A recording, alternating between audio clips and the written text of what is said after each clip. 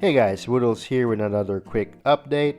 In this video, I'm continuing my modifications on the corporate plaza skyscraper, so let's get right to it. Oh, before we start, I'd like to mention that it's actually our 1 year anniversary of doing these quick updates, so thank you guys for watching.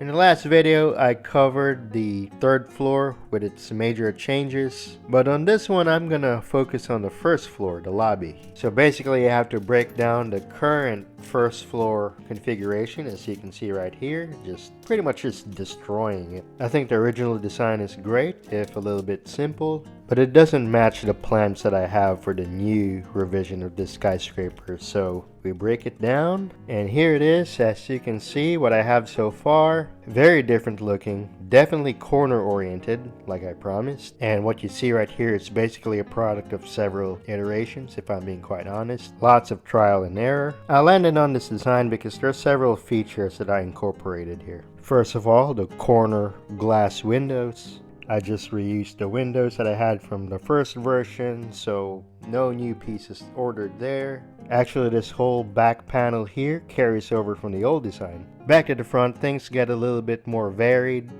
You have this part right here, which carried over from the High Tower Terrace Hotel, as well as the corporate spire, which is this building's brother. So I think it makes sense that that design feature also makes its way into the corporate plaza. You have these gray walls right here. I've already featured it in the previous videos on the other floors, but it's a common sight in Wasabi District. You have it in the One Wasabi Financial Center, for example. And then you have these tiles on snot headlight bricks.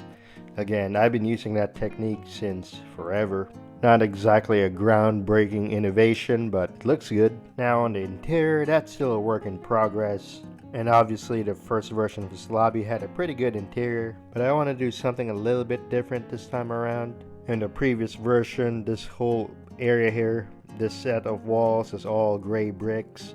So I added a little bit of white in here just to break the massive amount of gray up. In the previous version, I had a big counter here serving as the front desk. On this one, I think I'm going to do two smaller ones right here. Basically something similar to the One Wasabi's lobby.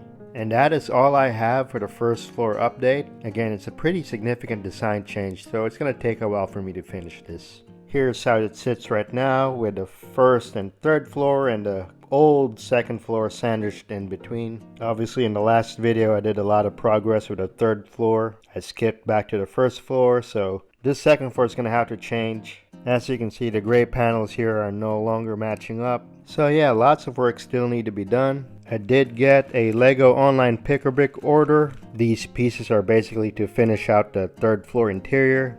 It came in a little late in the week, so I couldn't do much for you before this video, but I will work on that in the next few days. And by the way, this is the amount of pieces I recovered from the first floor. But the old module had a full interior, that's why you see a lot of pieces there. I'm eventually going to put some of these back inside. But yes, lots of building time still needed to really finish out the first 3 floors. And I did tell you guys, after all, the first few floors are going to have a massive change. And here it is. Alright, that's it for this update. If you guys like what you see, don't forget to like, don't forget to subscribe, and thanks for watching guys. Peace.